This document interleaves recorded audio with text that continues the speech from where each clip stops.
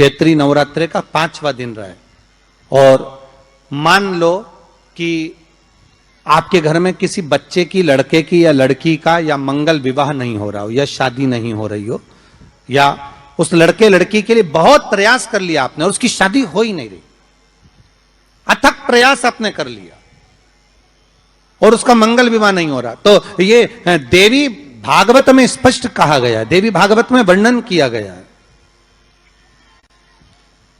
देवी भागवत में वर्णित किया गया।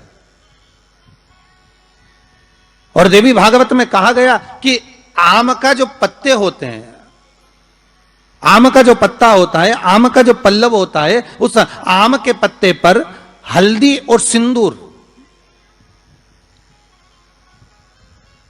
इन दोनों से स्वस्तिक का निर्माण किया जाए। देवी भागवत का संवाद है, बहुत ध्यान देना महाराज।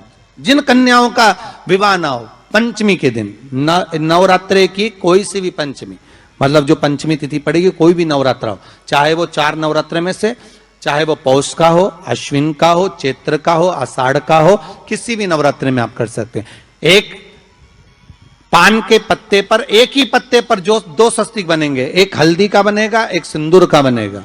बस अंतर इतना है, जो हल्दी का स्वस्तिक है उस पर कंकु के चावल अर्थात रौली के चावल, रोली कुंकू के चावल रखना है, और जो सिंदूर का है उस पे हल्दी के चावल रखना। इतना रखकर जिस लड़का लड़की का विवाह नहीं होता उसकी हथेली पर रखकर उसका नाम और गोत्र बोलकर महाराज उसको ले जाकर नीम के पेड़ के नीचे उसको रख दिया जाता है। मात्र 3.5 या 4 महीने ऐसे रहते हैं जिसके अंदर उस लड़का लड़की का विवाह पक्का हो जाता है। जिसका विवाह नहीं होता केवल उसी के लिए। एक नवरात्रे में जो पंचमी तिथि होती है, नवरात्रे की जो पंचमी तिथि है, उस पंचमी तिथि के दिन अशोक सुंदरी का जो स्थान होता है उसको समझिएगा थोड़ा सा। जैसे ये शिवलिंग है और ये जलाधारी है भगवान शंकर की, ये शिवलिंग, ये जलाधारी, और जलाधारी में जो जल बहता है उसमें बीच में जो मोटी सी लाइन रहती है वो अशोक सुंदरी होती है। जैसे कई बेटे हैं, बेटियां हैं, कोई व्यक्ति व्यापार चालू कर रहा है, कोई व्यक्ति अपना नया भवन निर्माण कर रहा है, नए भवन में जा रहा है, या कुछ अच्छी दुकान खोलना चाह रहा है, कोई अपने लक्ष्य पर पहुंचना चाहता है और पहुंच नहीं पा रहा, तो जो शारदीय नवरात्रे आते हैं, इस शारदीय नवरात्रे में जो मां आद्य शक्ति की पूजन की जो पंचमी तिथि होती है, इस पंचमी तिथि पर अशोक सुंदरी वाली जगह पर, जो अशोक सुंदरी का स्थान है, वहां पर लाल पुष्प एक समर्पित करें। जो जलाधारी है, मां पार्वती, जगत जननी, जगदम्बा, अम्बा, भवानी मैया दुर्गा का हस्त कमल, इस पर 7 जगह पर कहीं पर भी लाल चंदन की बिंदी 7 स्थान पर कहीं पर भी रखनी, और 1 लोटा जल शिव जी को पंचमी के दिन, नवरात्रि की, शारदीय नवरात्रि की पंचमी के दिन कामना करते हुए उत्तर की ओर मुख कर कर, अर्थात यहाँ बैठते हुए शिव जी पर जल चढ़ाना प्रारंभ करें, और अपने मन की कामना कहकर बाबा के पास में जो लाल पुष्प समर्पित करा है उस पुष्प को अशोक सुंदरी वाली जगह से वापिस लेकर आ जाए। जिस लक्ष्य को आप पाना चाहते हो, अच्छी पढ़ाई कर रहे हो, खूब अध्ययन कर रहे हो, खूब मेहनत कर रहे हो, खूब पढ़ो, कोई दुकान खोल रहे हो, व्यापार चालू कर रहे हो, कोई नया कार्य चालू कर रहे हो, उस पुष्प को अपने स्पर्श कर कर या उस पुष्प का दर्शन कर कर आप एक बार जाकर देखो, आपको उस मंजिल तक मां आद्य शक्ति दुर्गा भवानी शिव पहुंचा कर शंकर भाई। और एक निवेदन करूं आप लोगों से कि बन सके दुर्गा सप्तशती का पाठ अगर करते हो या दुर्गा सप्तशती को आप पढ़ते हो तो हिंदी का उसमें नीचे लेख आते रहते हैं, बहुत सारे वर्णन आते हैं, उसका भी पढ़ेंगे तो उसमें बहुत सारी बातें आपको बहुत अच्छी अच्छी। देवी भागवत में दुर्गा सप्तशती में, इनमें बहुत सुंदर सुंदर कल्याण का, यदि गीता प्रेस गोरखपुर से जो कल्याण निकलती है, उस कल्याण का यदि देवी अंक अगर आप पढ़ेंगे माता दुर्गा भवानी पर, बड़ा सुंदर, उसमें भी बहुत सी चीजें हैं, माँ आद्य शक्ति की आराधना की, साधना की, पूजन की पद्धति, बहुत सुंदर, उसका ध्यान करें। शिव से कुछ, अगर भगवान शंकर की हम आराधना कर रहे हैं, भगवान शंकर से अगर हम कुछ पाना चाह रहे हैं, तो भगवान शिव की सबसे पहले उससे साधना करो, शिव को पहले अपना बनाओ। कुंडा रखा रहता है, उस कुंडे में गाय के गोबर की गोबरी कंडा जलता रहता है, और उसमें लोग थोड़ी थोड़ी धूप छोड़ते रहते हैं, बोलो सही है? वहां धुआं रहता है, उस धूप का गंध रहता, उस गूगल की गंध, धूप की गंध रहती, 9 दिन रोज छूटती है, रोज माता के मंदिर। अब कोई कहे कि क्यों भैया एक दिन छोड़ लो, नहीं, वो धूप क्यों छूटी, वो अग्नि क्यों प्रकट करी? पार्वती जी का, देवी जी का, दुर्गा भवानी का अग्नि से क्या प्रेम है, उस ज्योत से क्या प्रेम है, उस धूप से क्या प्रेम है? शिव को जल तत्व प्रिय है और मां आद्य शक्ति को अग्नि तत्व प्रिय है। मां जगतजननी दुर्गा भवानी को, आद्य शक्ति भवानी को अग्नि तत्व प्रिय है। भगवान शंकर को जल चढ़ता है और मां दुर्गा भवानी की ज्योत लगती है, धूप छूटती है, हवन होता है, यज्ञ होता है, मां को प्रियता अग्नि। सती माता चाहती तो अपने प्राणों को कहीं और भी छोड़ सकती थी, फिर हवन की अग्नि में प्राण छोड़ने की जरूरत क्या पड़ गई मां को? हमारे यहां दुर्गा भवानी का, मां जगत जननी का एक मंदिर ऐसा है जहां पर माता की मूर्ति नहीं है, केवल ज्योत की पूजन होती है। कौन सी मां है वो? ज्वाला देवी, जहां पर ज्योत जलाई नहीं जाती, अपने आप पृथ्वी से ज्योत चलती रहती है, अपने आप ज्योत निकलती रहती है, अपने आप ज्योत जलती है, अपने आप ज्योत प्रकट। और बहुत सुंदर जगह, हम कई बार, हमारे एक शिष्य हैं वरुण जी अग्रवाल देवास वाले, हम उनको हमेशा कहते हैं कि एक बार योग लगेगा तो हम आपके साथ माँ के दर्शन करने ज्वाला जी चलेंगे, उनकी कुल देवी है, तो हम उनको कहते रहते हैं अपन माँ के दर्शन। अब कभी कभी ऐसा लगता है माँ के दर्शन करने जाओ और माँ वहां पर कह दे कि बेटा कब आ रहा है शिव पुराण सुनाने। भारत की भूमि पर एक मंदिर ऐसा है माँ जगत जननी का जहां अपने आप ज्योत जलती है, अपने आप, और उसको जलाया नहीं जाता, वो अपने आप प्रकट है। वो ज्वाला रानी पहाड़ों वाली, माँ शेरों वाली, माँ ज्वाला रानी। अब देवी माता को अग्नि तत्व की प्रियता है, माँ को क्या चाहिए? तो कहा मुझे अग्नि तत्व की प्रियता। माँ सती मैया चाहती तो अपने प्राणों को कहीं पर दरवाजे पे त्याग देती। पिताजी मैं जा रही हूं यहां से अपने प्राणों को छोड़ने के लिए। पिताजी, दक्ष प्रजापति जी, तो मैंने, हे दक्ष प्रजापति, आपने मेरे पति का अपमान करा है, मैं अपने प्राणों को छोड़ रही हूं। चाहती तो कहीं पर भी प्राण त्याग देती, फिर यज्ञ की कुंड में क्यों, यज्ञ की अग्नि में क्यों?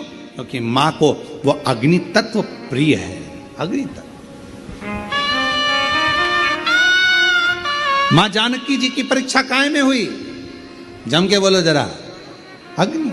मां सीता जी की परीक्षा कहां हुई? अग्नि में, अग्नि तत्व की प्रियता। राजस्थान में एक मंदिर ऐसा है, देवी जी का मंदिर है, जगत जननी का मंदिर है राजस्थान में, जिस मंदिर में अपने आप मां अपने अग्नि का स्नान कर लेती है, अपने आप उनके मंदिर में आग लग जाती है, अपने आप पूरा अग्नि का स्नान हो जाता है मेरी माता, अपने आप। अग्नि तत्व मेरी मां को प्रिय, ज्योत मां को प्रिय। तो कहा कि माता रानी को ज्योत से प्रेम क्यों है? आखिर मेरी माता रानी को ज्योत से प्रेम क्यों है? क्यों क्यों प्रियता? तो शिव जी बैठे हैं तप करने के लिए, साधन। और मेरे भगवान शंकर कामाख्या पीठ पर, कामाख्या शक्ति पीठ पर मेरे भगवान शंकर सारे शक्तिपीठ, क्योंकि उनका मन बेचैन था, मन लग नहीं रहा था, सती चली। आज भी मां कांगड़ा मां चिंतपूर्णी, मां मनसा, मां करोली, मां वैष्णवरानी, मां ज्वाला, जितनी जितनी शक्तिपीठ है, सारी शक्तिपीठों में आज भी हलवे और चने का भोग लगता है। आज भी चना हलवा का भोग लगता है। कोई पूछे उनसे, क्यों साहब ये चने का भोग क्यों लगता है, ये हलवे का भोग क्यों लगता है, तो गुड़ की जगह हलवा है, पर चना आज भी उसी जगह पर है। चने का भोग आज भी मां आद्य शक्ति को लगाया जाता है। बहुत बीमार रहता है, शरीर में कष्ट रहता है, उसको भोजन नहीं भाता, भूख नहीं लगती, भूख नहीं लग रही, भोजन नहीं भा रहा, भोजन नहीं भा रहा, भोजन अच्छा नहीं लग रहा, भूख नहीं लग रही, शरीर में अन्न नहीं लग रहा, दुबला पतला होते जा रहा है, शरीर खराब होते जा रहा है, तो उससे निवेदन है, अगर बन सके तो प्रयास करना। आप किसी भी देवी के मंदिर में जाकर, किसी भी देवी के मंदिर में जाकर एक दुर्वा, एक बेलपत्र माता के मंदिर में मां शकंभरी के नाम से रखना। उस दुर्वा को वापिस लाना, बेलपत्र को वापिस लाना। बेलपत्र सुबह के समय खाना और दुर्वा शाम के समय खाना। ये दो, एक बेलपत्र एक दुर्वा, लगभग 5 या 7 दिन तक लगातार आपने अगर कर लिया तो भूख भी लगेगी, भोजन भी भाएगा और स्वाद भी आएगा, आपको अच्छा लगेगा। शकंभरी माता का स्मरण कर कर जीव उधर पोषण कर लेता है, उधर वो आद्य शक्ति है, वो दुर्गा, वो भवानी, वो अष्ट भुजा धात्री, जो नवरात्र की साधना करता है, जो मांगता है वो दुर्गा वो दे देती है। अष्टमी तिथि आए, बहुत समय से लगन देख रहे हो, शादी नहीं हो रही, बहुत समय से परेशान हो गए कि विवाह नहीं हो रहा, हम तो टेंशन में पड़ गए, लड़की 28 साल 30 साल का लड़का हो गया, विवाह नहीं हो रहा, कुछ मत करो। अष्टमी तिथि आए तो अशोक सुंदरी वाली जो जगह है वहां पर हल्दी की 7 बिंदियां लगा दो, लड़का लड़की का हाथ उस बिंदी पर रखवा दो, उसका नाम गोत्र बोलो, उसी हल्दी में उसके हाथ पीले करवा दो और पीपल के पेड़ पर उस हाथ के 5 छापे पड़वा दो। 3 महीने में विवाह पक्का हो जाता है। 3 बार ताली बजाने वालों के भी भर देता भंडार। एक बार शिखर का दर्शन करने वाले को शिखर पर पहुंचा देता है मेरा भोलेनाथ। इतना दयालु है, इतना कृपालु। पूछो कि नवरात्र में कन्या भोज क्यों कराते हो, दुनिया वालों से पूछो कि नवरात्र में बेटियों को क्यों ढूंढने जाते, पूछो कि नवरात्र की अष्टमी और नवमी पर कन्या का पूजन क्यों करते हो, क्योंकि दुनिया वालों को ये मालूम पड़ना चाहिए कि देवी भागवत में लिखा है, एक कन्या एक बेटी जब किसी के घर में मुख झूठा करती है, एक बेटी एक कन्या जब किसी के घर में भोजन करती है तो उसके भंडारे कभी खाली नहीं रहते, इसलिए कन्या पूजन किया जाता है। यदि अपने घर में रहकर अपने दुखड़ों को रोते रहोगे तो तुम्हारा दुख समाप्त होने वाला नहीं है। क्यों? भगवान प्रतिदिन अपने घर के बाहर सुख को, लक्ष्मी को, संपदा को, वैभव को, नंदी को रोज भेजते हैं। और हमारे घर में हम अगर पुराने दुखड़ों को रोज रोएंगे तो हमारा सुख हमारे घर में कभी प्रवेश नहीं करता और दुख जिंदगी भर बना ही रहता है। अपने दुखड़ों को रोना बंद करो, परमात्मा का भजन करो, अच्छा सोचो, अच्छा विचार करो। मुझे मालूम है मेरा शंकर भगवान अच्छा कर देगा, मेरा शिव जी मेरी झोली भर देगा, मेरा भोले बाबा मेरे पर करुणा करेगा, मेरा शंकर भगवान मुझ पर दया करेगा। अच्छा सोचिए। घर में कोई त्योहार हो, घर में कोई उत्सव हो, घर में कोई फंक्शन हो, पूजन हुआ, उसके तुरंत बाद झाड़ू नहीं लगती ना, घर की पूरी संपदा बाहर निकल जाती। जब कोई कन्या, पुरुष, कोई स्त्री अपने घर में आकर मुख झूठा करता है तो उसके तुरंत बाद झाड़ू नहीं लगाई जाती, वरना घर की पूरी संपदा बाहर निकल जाती। मां जगतजननी की स्तुति में सुधा का स्मरण आया। ओम जयंती मंगला काली भद्रकाली कपालिनी दुर्गा क्षमा शिवा दानी स्वाहा स्वधा नमस्तुते। ओम जयंती मंगला काली भद्रकाली कपालिनी दुर्गा क्षमा शिवा दानी स्वाहा स्वधा नमस्तुते।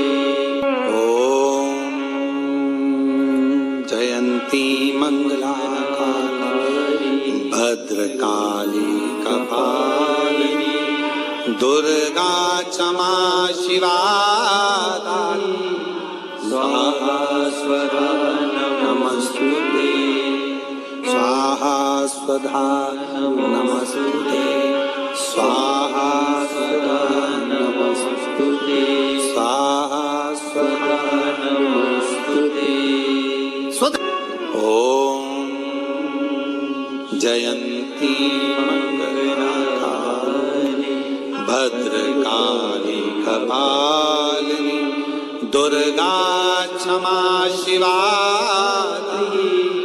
स्वाहा स्वधा नमस्तुते ओम जयंती मंगलाकाली भद्रकाली कपालिनी दुर्गा क्षमा शिवा स्वाहा स्वधा नमस्तुते। स्वधा का उच्चारण हमको सुख प्रदान करता है, स्वधा का उच्चारण हमें संपदा प्रदान करता है।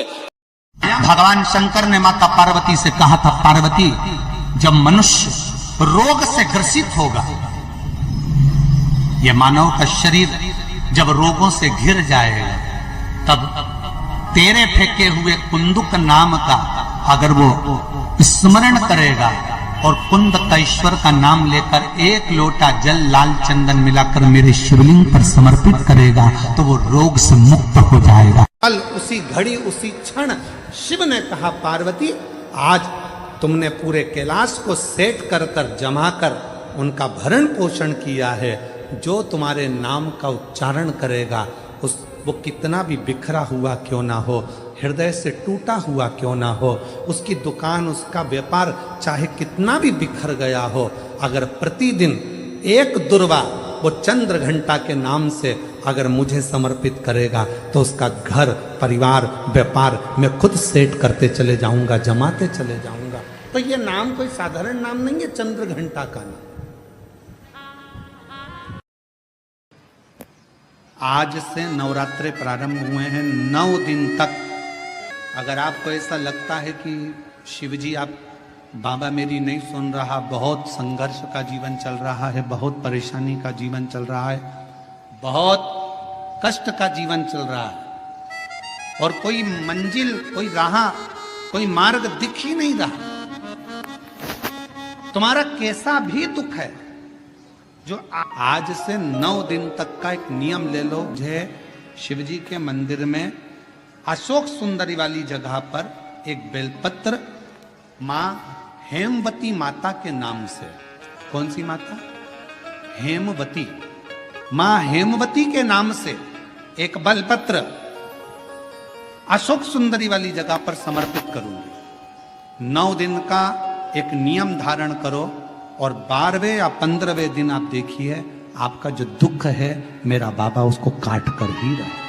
नवरात्रे में हेमवती माता का स्मरण करना, एक बेलपत्र का पूजन करना, या एक बेलपत्र के वृक्ष के नीचे आप 9 दिन तक भी, अगर मंदिर तक भी नहीं जा सकते, मंदिर में आप बेलपत्र रखने नहीं जा सकते, तो आपके घर के आंगन में, द्वारे पर, बगीचे में, आपके घर के पास अगर कोई बेलपत्र का पौधा है, वृक्ष है, उस बेलपत्र के वृक्ष के सामने एक बेलपत्र का पत्ता रखकर भी अगर आप उस पर जल चढ़ा रहे हैं या पूजन कर रहे हैं हेमवती माता के नाम से, तो उसका फल आपको मिलेगा। और मान लो बेलपत्र का वृक्ष भी नहीं है, हम मंदिर भी नहीं जा सकते, हम कहीं नहीं जा सकते, घर से बाहर कैसे निकलें, पानी तेज है, जलवृष्टि हो रही है, बहुत सा पानी है, तो क्या करें? अपने घर में जो शिवलिंग है, तुम्हारे घर में अगर जो शिवलिंग है, तुम्हारे घर में जो शिवलिंग विराजमान है, उसी शिवलिंग के साक्षी में, सम्मुख में भी अगर हेमवती माता का नाम लेकर अगर एक बेलपत्र समर्पित करोगे 9 दिवस तक, तो उसका फल मिलेगा जरूर। मैं बेटा बेटियों से कहूंगा, नवयुवक बच्चों से कहूंगा, अगर आप कंपटीशन एग्जाम में बैठ रहे हो, अपनी पूरी मेहनत करो, पूरा परिश्रम करो, रात दिन एक करो और लगे रहो, और 9 दिन तक नवरात्रि में 9 लाल फूल की 9 पंखड़ियां या 9 कोई भी चावल लाल कलर में कर कर, कुंकू में कर कर, अगर माँ जगत जननी के मंदिर में नहीं जा सकते, माँ भीड़ रहे, तो शिवलिंग की जो जलाधारी है जहां पानी गोल घूमता है, इस जलाधारी पर कहीं पर भी नवरात्रे में 9 दिन तक या तो लाल फूल की पंखड़ी 9 या 9 चावल के दाने लाल कलर कर कुंकुम में, लाल चंदन में उस स्थान पर चढ़ाना प्रारंभ करो। 9 दिन के बाद तुम्हें 15 दिन और निकलेंगे, उसके बाद तुम्हें खुद लगेगा कि तुम्हारी जॉब, तुम्हारी नौकरी तुम्हारा बाबा ने लगाया है। दुनिया में किसी की सामर्थ्यता नहीं है कि तुमको नीचे दबा दे। जिसके मस्तक पर बेलपत्री की लकड़ी का चंदन शिव को लेपित कर कर यदि मस्तक पर लगता है, कोई बेलपत्री का वृक्ष यदि सूख जाता है, उसकी जो लकड़ी होती है उसका चंदन भी हम शिव को लगाकर अपने मस्तक पर लगाते हैं। या बेलपत्री के वृक्ष के नीचे की मिट्टी को भी यदि हम त्रिपुंड बनाकर सिर पर चढ़ाते हैं, तो दुनिया में किसी की सामर्थ्यता नहीं है कि तुमको हरा दे, तुमको विजय प्राप्त होती है। अगर किसी कामना के वश अगर हम दीप लगा रहे हैं या हमारे मन में कोई भाव उत्पन्न है और हम बाबा से कहना चाहते हैं कि बाबा मेरा ये कार्य है, आप पूर्ण करिएगा, तो फिर शिव मंदिर में भी लंबी बाती का दीप आप प्रदोष या सोमवार की अष्टमी या सोमवार या आप शिवरात्रि को बाबा से निवेदन कर कर लगा सकते हैं। हाँ, विशेष जब कोई एक बहुत बड़ी बात हो और आपके कार्य में कहीं अटकल हो रही हो, तो एक ही दीप में 2 बाती, शिव और शक्ति, लंबी बाती बनाई शिव और शक्ति के नाम से, 2 बाती एक साथ एक दीप में भी लगा सकते। पर कब? जब विशेष कोई आपका कार्य हो और वो अटक रहा हो, विशेष कोई कार्य, और आप बाबा से प्रार्थना कर रहे हो, तो 2 बाती का भी प्रयोग आप कर सकते हो। ऐसे शिव तत्व को